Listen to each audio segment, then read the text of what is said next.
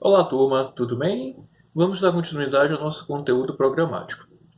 Hoje iniciaremos, a nossa conversa sobre teoria do crime, tá? Vocês podem perguntar, Ivo, o que vem a ser crime? Turma, nós podemos conceituar crime sobre três aspectos ou sobre três prismas, tá? O formal, o material ou o analítico, tá? Vamos iniciar falando sobre sobre o crime sobre o prisma formal ou formal sintético. Sobre o prisma, turma, formal ou formal sintético, crime, tá? É toda conduta, ação ou omissão, tá? Proibida por lei sobre a ameaça de uma sanção penal. Em outras palavras, turma, crime é toda conduta, ação ou omissão que atente, que colida frontalmente, tá, contra a lei penal formalmente editada pelo Estado, tá? Então, crime é toda, não esqueço, toda conduta, ação ou omissão, tá? Que fira, que ataque o que tiver previsto, que está previsto na legislação penal, sob a pena de uma sanção penal. Então, o cidadão cometeu, tá? Fez uma conduta, uma ação ou uma omissão, tá? Que vai de encontro ao que está previsto na legislação penal, ele cometeu um crime e, consequentemente, estará sujeito a uma sanção. Beleza? Beleza, turma. Crime sobre o prisma ou sob o aspecto material ou substancial. Turma, o crime sobre o aspecto material nada mais é do que toda conduta que viole, tá, gente, ou ameace bens jurídicos mais importantes e necessários para o convívio em sociedade. Então, sobre o prisma, turma, material, o crime, tá? É toda conduta que ataque, tá? Que viole, que fira bens jurídicos mais importantes para o fiel convívio social. Beleza? Beleza. E sobre o aspecto ou sobre o prisma analítico, ou dogmático, ou formal analítico, tá? Gente, sobre o prisma analítico, tá? Ou, como eu disse, vocês vão encontrar alguma doutrina que não vai falar analítico, vai falar dogmático, ou então formal analítico. Sobre esse aspecto, gente, crime é uma conduta típica, antijurídica e culpável. Teoria analítica, teoria tripartida do crime. Ou, como alguns doutrinadores consideram, ou apenas uma conduta típica e antijurídica, que é a teoria bipartida. Então, sob o aspecto, sob o prisma analítico, o crime é toda conduta típica, antijurídica e culpável. Isso com base com a teoria tripartida. Ou então é simplesmente toda conduta típica e antijurídica, de acordo com a teoria bipartida. Tranquilo, gente? Beleza. Vamos para frente. Infração penal. Turma, a infração penal, tá? É o gênero onde a espécie é crimes ou delitos e contravenções, tá? Então, a infração penal é um gênero onde eu tenho como espécie, tá? Crime ou delito ou as contravenções penais. Crimes ou delitos. O que são crimes ou delitos, turma? São aqueles, turma, que a lei comina pena, tá? São aqueles em que a lei comina como pena de reclusão ou de detenção, quer isolada, quer alternativa ou cumulativamente, com a pena de multa. Então, crime ou delito é todo aquele, tá? É todo aquele em que a lei combina como uma sanção uma pena, tá? A pena de reclusão ou de detenção, de maneira, tá? Quer isoladamente, quer alternativamente, quer cumulativamente com uma pena de multa. Tranquilo? Beleza. E contravenção, Ivo? O que vinha a ser contravenção? Turma, contravenção penal são aqueles, tá? São aqueles que a lei combina isoladamente, tá? A pena de prisão simples ou multa, ou ambas alternativa ou cumulativamente. Então, contravenção penal, turma, é aquele em que a lei combina isoladamente a pena de prisão simples ou a pena de multa, ou ambas, alternativa ou cumulativamente. Tranquilo? Turma, existe um bordão, tá, no mundo jurídico dizendo que as contravenções são crimes, não, são crimes menores, que a agressão ao meio jurídico é menor em comparação a crime propriamente dito. Beleza, turma? Joia. Vamos falar agora, turma, do sujeito do crime, tá? São aqueles sujeitos do crime. O que são sujeitos? É aquele que pratica e aquele que sofre, tá? Ao crime praticado. Existe, não pode ser o sujeito passivo e o sujeito ativo. O sujeito passivo do crime, turma, é o titular, tá? Do bem jurídico lesado, tá? É o que nós chamamos sujeito material ou eventual. Ou, tá? Existe também o sujeito passivo formal, que é justamente o Estado, tá? Que é o titular do direito de punir, tá? E sempre ele estará presente, turma, em todos os delitos.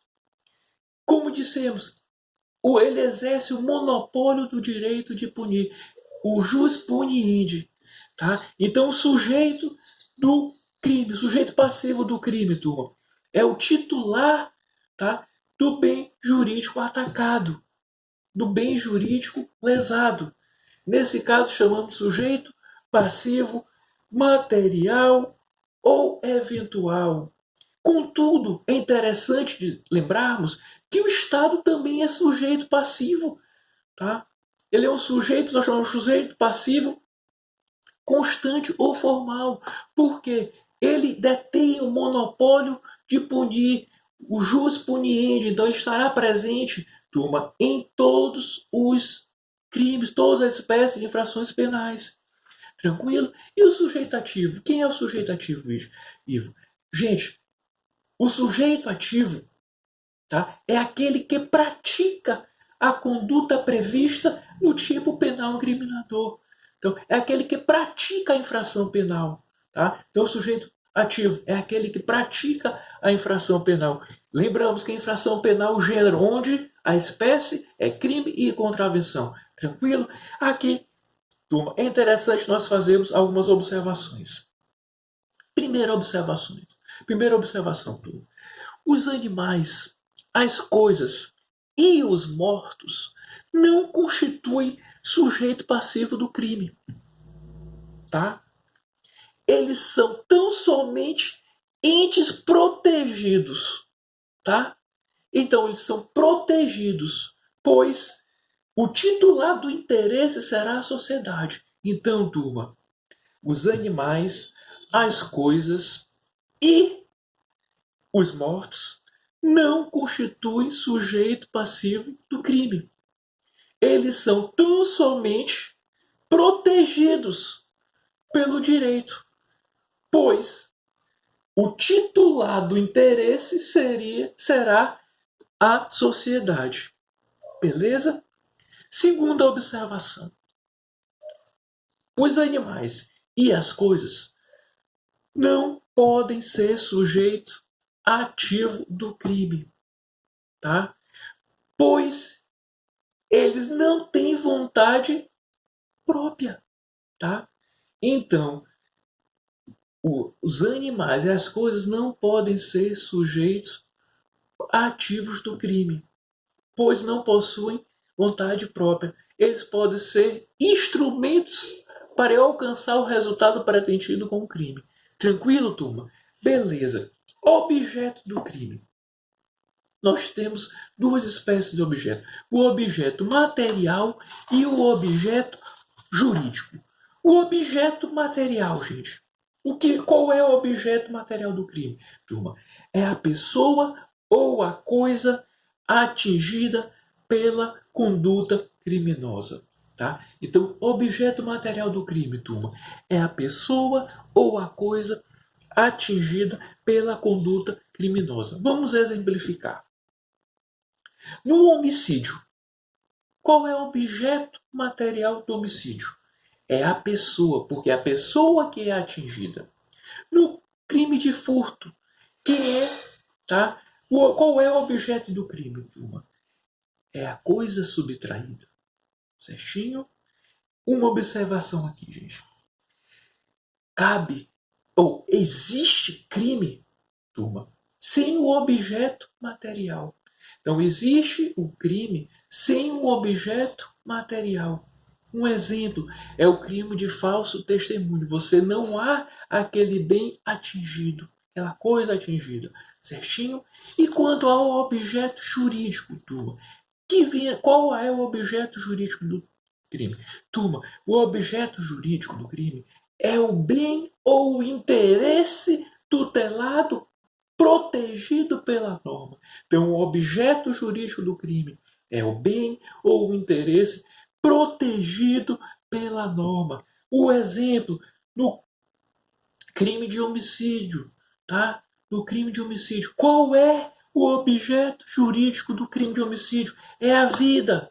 Porque o homicídio você vai proteger a vida de alguém. No crime de furto, qual é o objeto jurídico do crime de furto? É o patrimônio, tá? No crime de estupro, qual é o bem protegido? É a liberdade sexual da vítima. Tranquilo, turma? Beleza. Os elementos que compõem o conceito analítico do crime. Temos 4 elementos que você vai distinguir. É a ação ou conduta, a tipicidade, a ilicitude e a culpabilidade. Vamos iniciar falando de cada um. Iniciaremos, turma, falando sobre a conduta. Ivo, o que é conduta? Turma, conduta é um agir humano ou um deixar de agir de forma consciente e voluntária, dirigido a uma determinada finalidade. Então, conduta, lembra que eu falei ação ou omissão? Tá? Então, é eu agir ou deixar de agir de maneira voluntária e consciente. Certo? Isso é conduta. Turma, existem 4 teorias que falam sobre a conduta. Primeira teoria, teoria causal ou natural. A segunda teoria, teoria finalista. Terceira teoria, teoria social. Quarta teoria, turma, teoria causal normativa. Vamos falar en passant de cada uma. Teoria causal natural. Para essa teoria, gente, o crime é apenas uma relação de causa e efeito, tá? Pouco importando a intenção do agente, tá? Então, o crime para essa teoria é apenas uma relação de causa e efeito, pouco importando, tá, a finalidade, tá? Pouco importando a intenção do agente praticar aquele crime.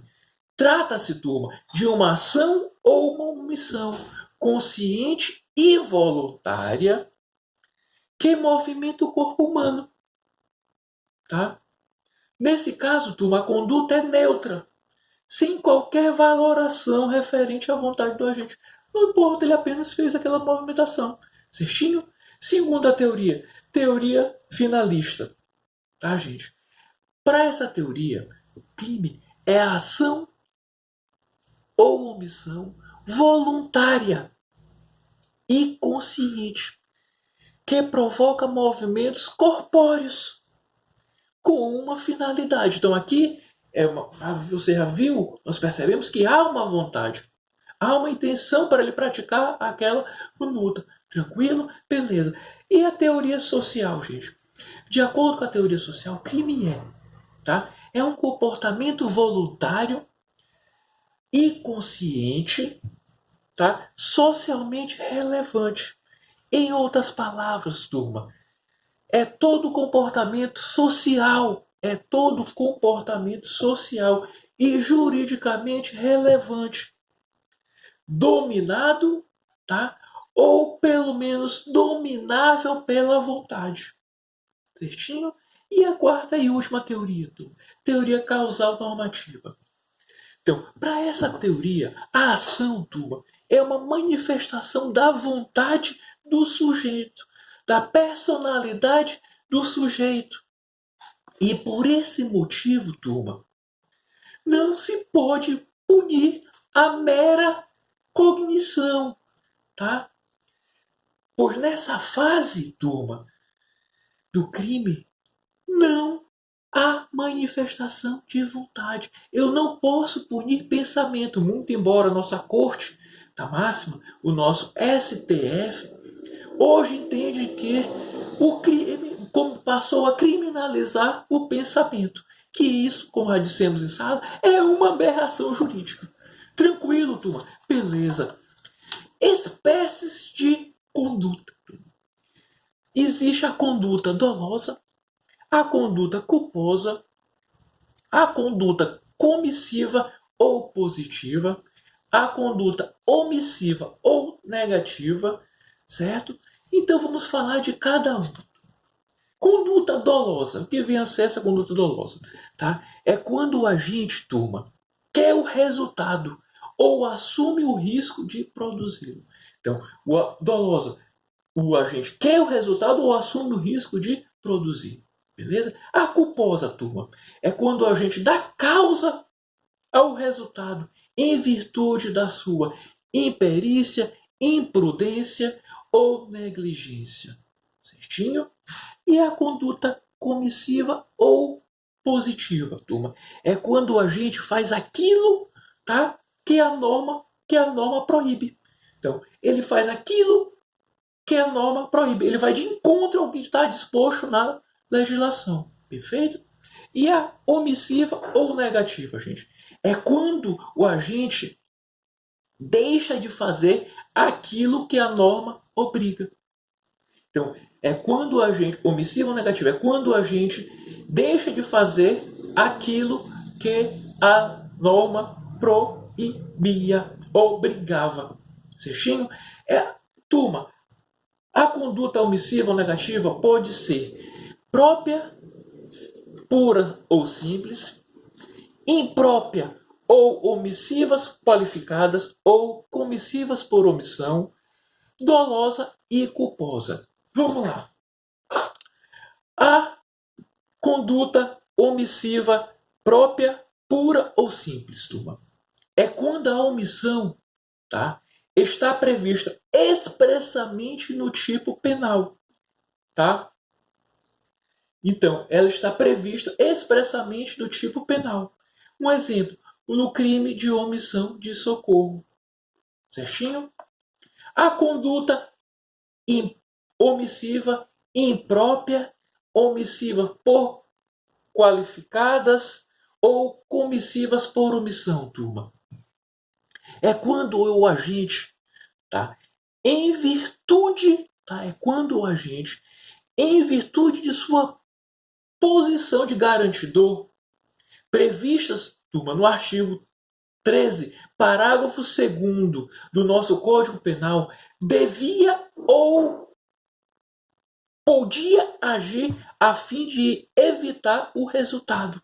É o exemplo, gente, da mãe, tá? Que podendo não socorre o filho que estava se afogando na piscina. Perfeito? A conduta omissiva dolosa, tá?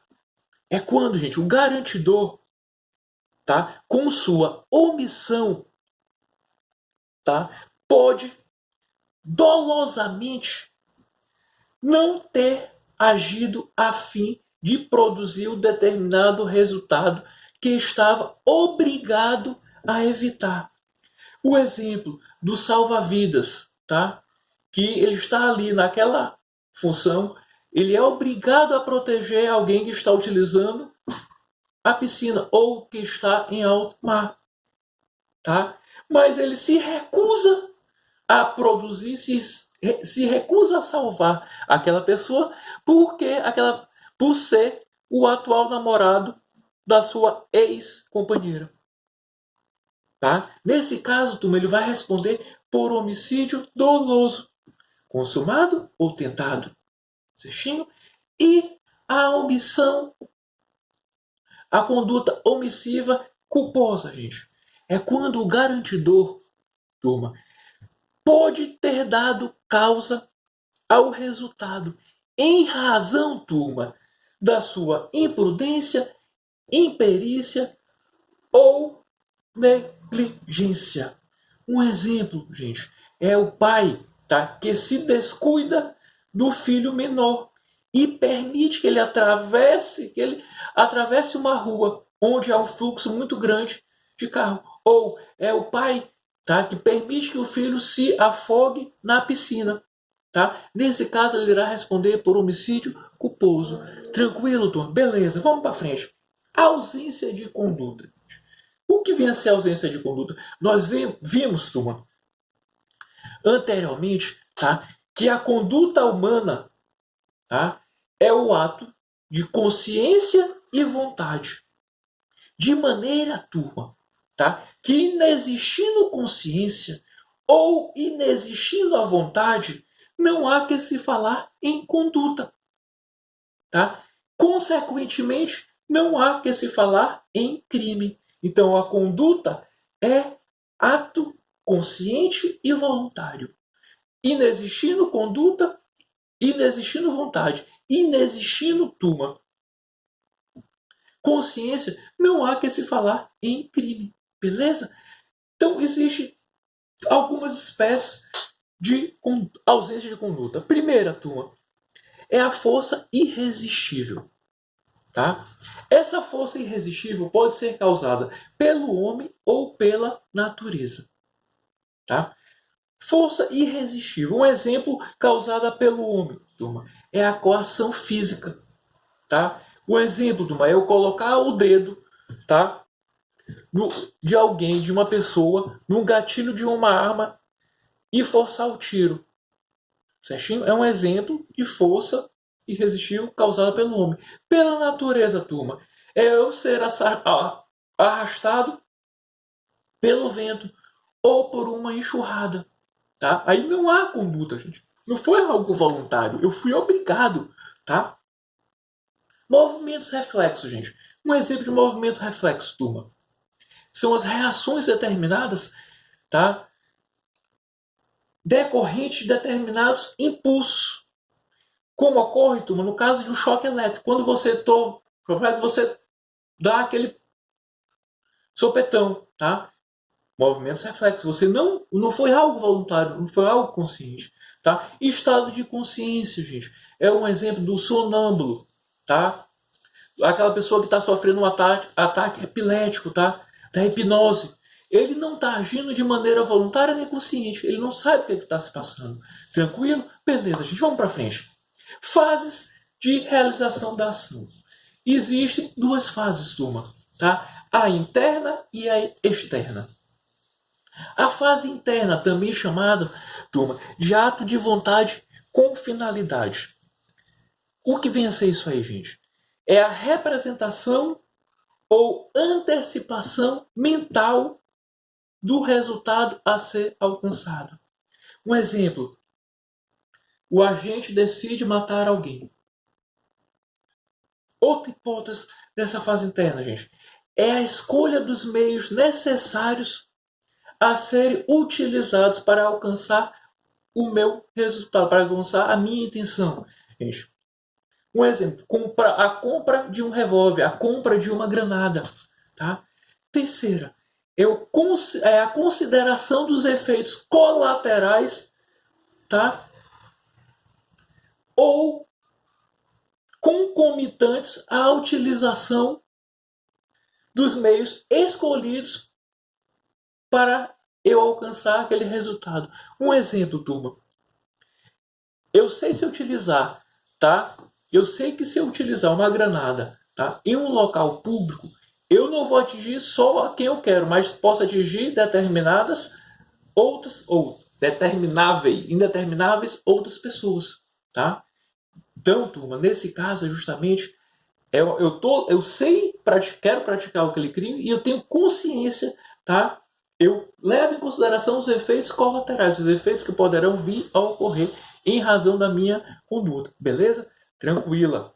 E a externa, gente, também chamada de manifestação da vontade. Então, a fase de realização da ação externa ou manifestação da vontade, gente, é quando o agente exterioriza, tá, tudo aquilo que ele havia pensado, que ele havia articulado mentalmente, tá? Dando início, turma, ao início dos atos executórios. Tá? Um exemplo, tá? A partir do momento que o cidadão pega uma granada e arremessa em direção à vítima, tá? Causando-lhe a morte. Então, é o meio externo. Em outras palavras, turma, é a execução, é como a execução da minha vontade, tá? Eu estou executando a minha vontade, iniciando os atos executórios. Beleza, gente? Tranquilo? Ótimo, turma. Até a próxima. Um abraço.